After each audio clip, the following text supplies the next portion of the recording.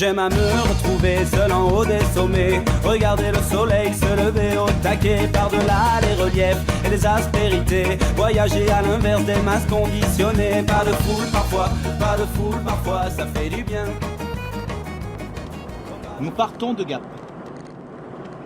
Nous prenons la direction de Chorges. Pour la première découverte, nous allons visiter le petit lac de Saint-Apollinaire. C'est un tout petit lac mais qui est très très joli. L'été, il y a beaucoup de touristes, des gens même du coin qui viennent se baigner, pêcher, promener, se reposer. Et vous allez découvrir une vue sur le lac de Serponçon qui est tout simplement magnifique.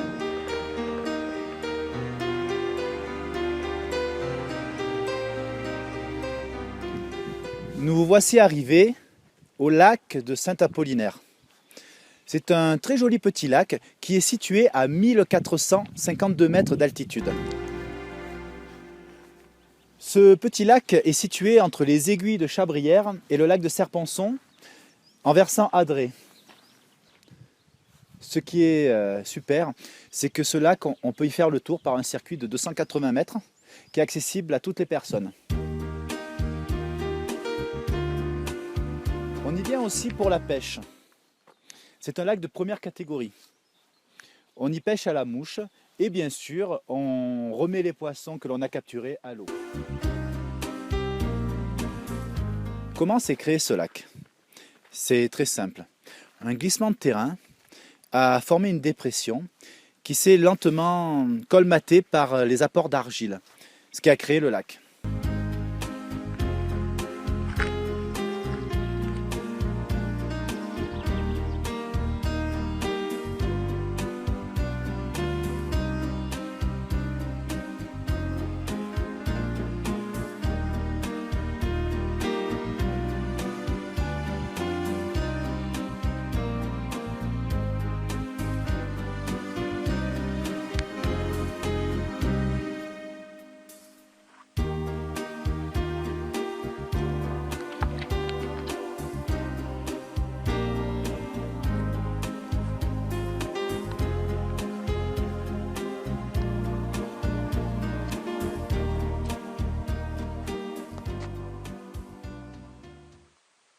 Je suis le roi du monde!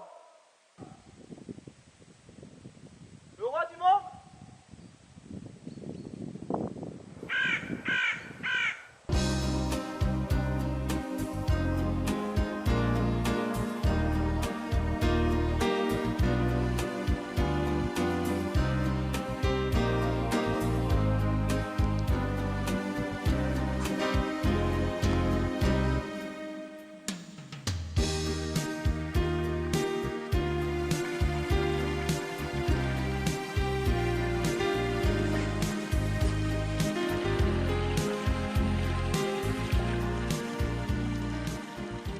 On peut aussi, au lac de Saint-Apollinaire, pique-niquer et faire des grillades quand les autorisations le permettent. C'est tellement agréable de pouvoir pique-niquer au bord de l'eau avec ses enfants, avec la famille, dans un cadre vraiment magnifique.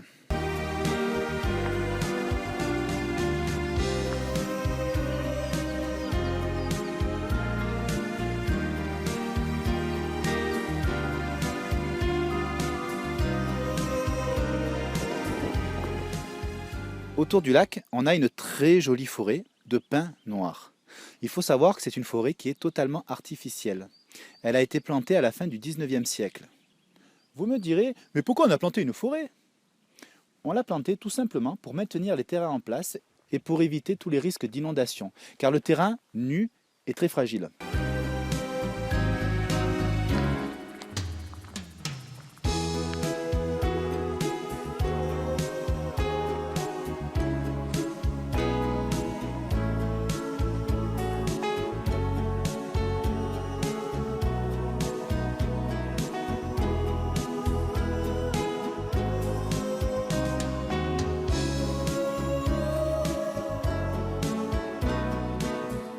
Voilà, on a fait le tour de ce sympathique petit lac de Saint-Apollinaire. Nous allons le quitter pour aller découvrir un autre endroit très surprenant. Pour cela, il va falloir prendre la direction d'Embrun. On reprend la voiture et on y va.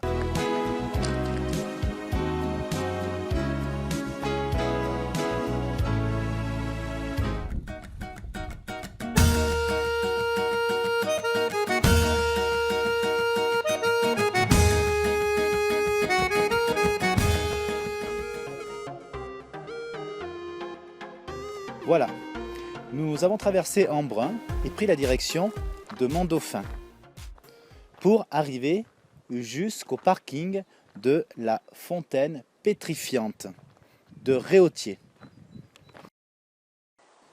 Comme beaucoup de sites de ce type, une légende y est attachée. Antoine, en 1667, était paysan et colporteur à Réautier. Il parta un jour d'Apt pour remonter à Réautier, retrouver sa femme qui était enceinte et qui allait accoucher. Il fut quasiment rentré chez lui quand il fut pris dans une tempête de neige. Le pauvre Antoine était perdu. Au bout d'un moment, la lune fit apparaître un monstre géant. Brandissant son bâton pour se défendre, il reconnut la fontaine pétrifiante. C'est alors qu'il sut qu'il était arrivé chez lui.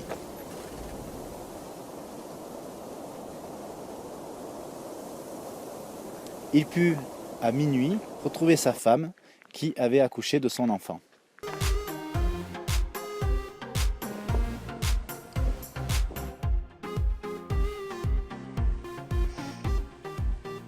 La fontaine est alimentée par les eaux de la Salse qui ont la même origine que la source du plan de Fazy.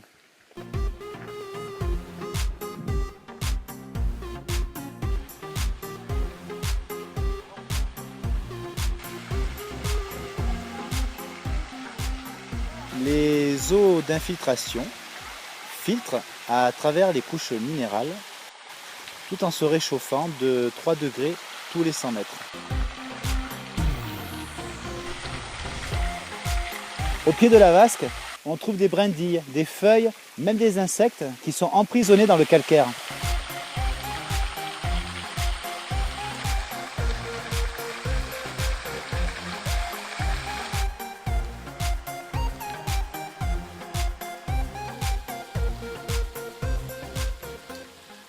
Les eaux jaillissent à une température d'à peu près 21-22 degrés. Elles sont chargées en bicarbonate de calcium et dégazent du gaz carbonique. Au début des années 80, je me souviens des soirées... Non, au début des années 80 et en 2009, la tête s'est brisée.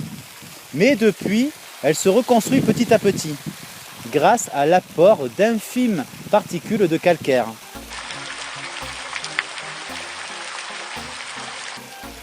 La couleur rouille est due à la présence d'oxyde de fer dans l'eau.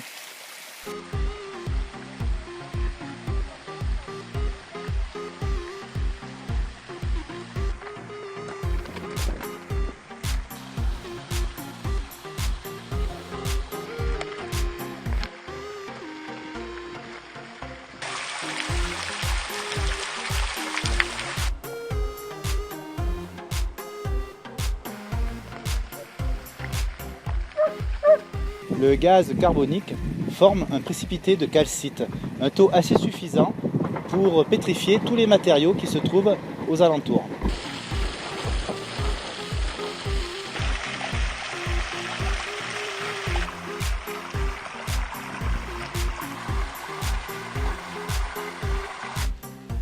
Nous avons une vue magnifique sur la vallée de la Durance ainsi que sur le fort de Mont-Dauphin.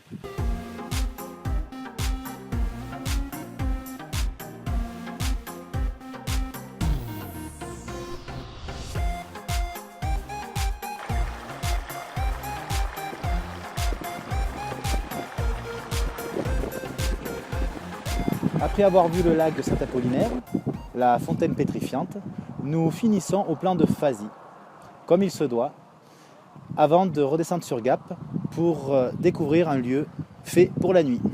A de suite.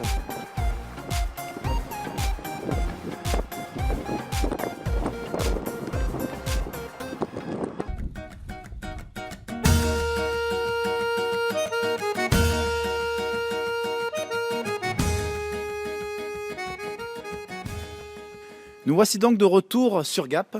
Après avoir promené dans la montagne, on va découvrir un endroit magique pour les Gapençais.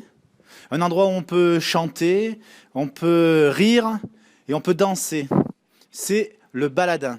Le Baladin est tenu par Robert, qui fait tout pour que les Hauts-Alpins puissent passer un bon moment. Donc nous allons faire sa connaissance. Suivez-moi.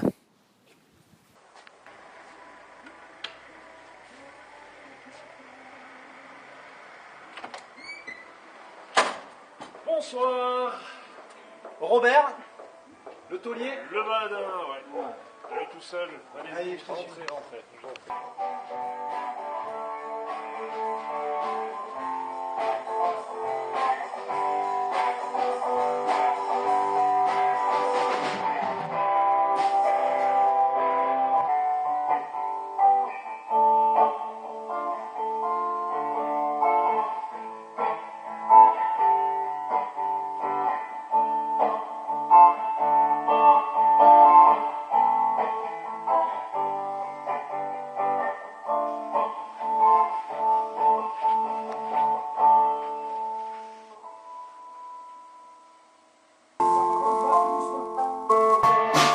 Nous voici donc à l'intérieur du Baladin, en compagnie de Robert.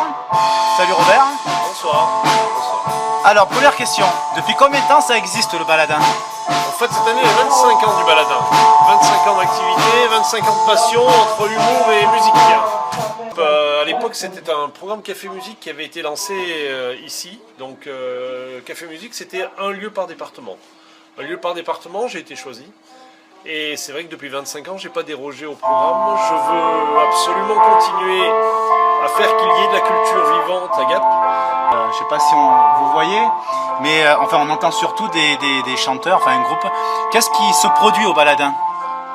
Alors le week-end, ce sont des humoristes essentiellement, sachant que on a un spectacle nouveau et différent toutes les semaines. On est le seul lieu en France à tourner avec une rotation aussi conséquente, donc c'est vrai que c'est extrêmement dense. On a une équipe autour de nous dans une association qui s'appelle Gap en Rire qui me permet effectivement de me reposer sur quand même quelques personnes tout aussi passionnées que moi. En tant que client, on a cette impression de famille. C'est évident. Ça reste une des forces du Baladin. Après on n'aime pas, c'est évident, mais les gens qui rentrent reviennent sans aucun problème. Ah oui. Et c'est vrai que on fait en sorte qu'il ne se passe jamais rien de désagréable. C'est vrai. Toutes les semaines on est programmé, donc c'est vrai qu'au niveau programmation on a déjà 8 mois de programmation en café-théâtre et en musique on peut considérer qu'on est déjà sur 2 mois de temps, 2-3 mois de temps, donc c'est vrai que ça va très très vite, on tourne à la semaine et c'est vrai qu'il faut se renseigner sur le site pour savoir exactement ce qui s'y passe, mais il se passe toujours des choses. À partir du jeudi soir, le Baladin revit. J'ai vu qu'il y avait aussi des DJ qui venaient jouer un peu. C'est très éclectique au niveau bien. des choix. Il faut reconnaître une chose qui est celle-ci, c'est que sur les 90 lieux qui ont existé au niveau du ministère de la Culture, je reste le dernier indépendant, privé, et peut-être le seul à avoir gardé la même ligne de conduite que depuis le début. Un vrai survivant. Non, pas un passionné tout simplement. On parlait du groupe qui jouait, qui répète à l'instant derrière nous. C'est qui? Les Sweets. Les Red Sweet. Les Red Sweet, oui. C'est un groupe local et j'espère qu'il aura... Enfin là, il relance le groupe, donc j'espère qu'ils auront l'occasion de venir faire une petite soirée à l'occasion d'ici à la mi-juin, par exemple. Bon ben, Robert, merci. Avec plaisir. Et on va aller un peu écouter ce que font les messieurs derrière nous. Carte blanche. Ça va, merci. À bientôt.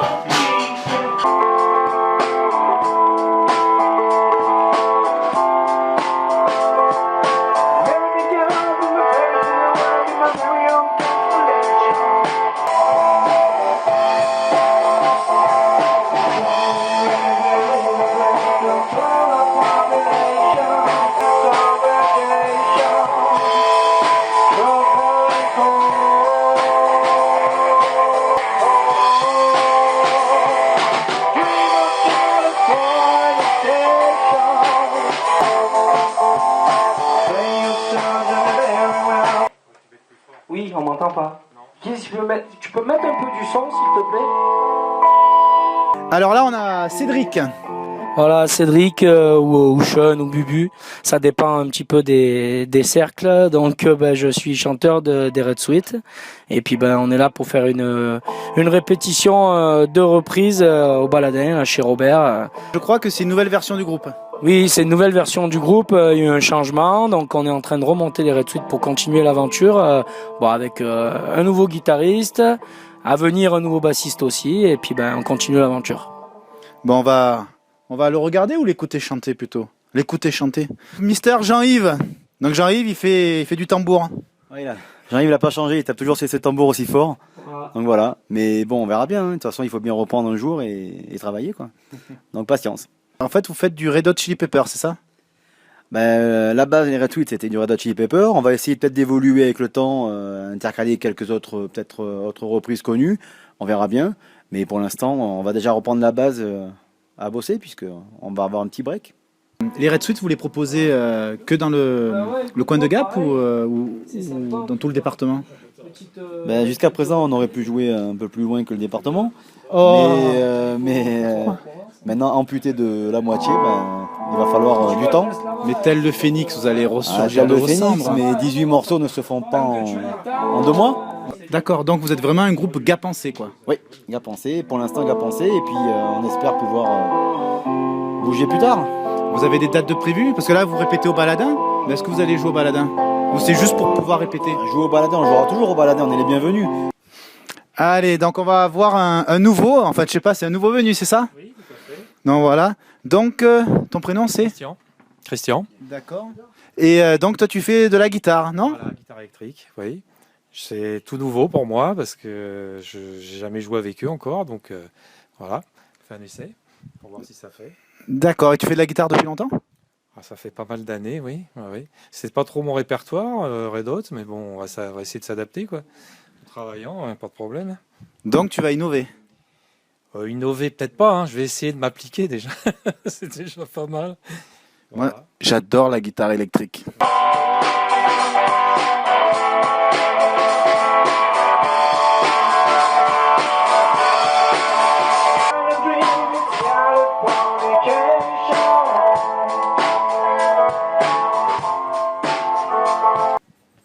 Voilà, ainsi s'achève cette belle journée.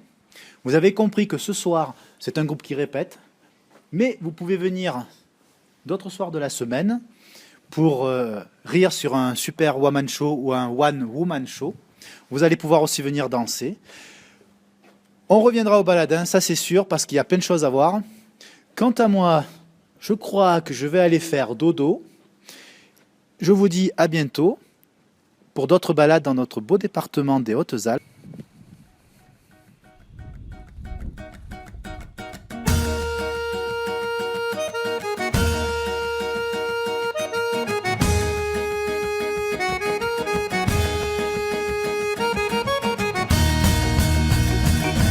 J'aime à me retrouver seul en haut des sommets, regarder le soleil se lever au taquet, par-delà les reliefs et les aspérités, voyager à l'inverse des masses conditionnées, pas de foule parfois, ça fait du bien.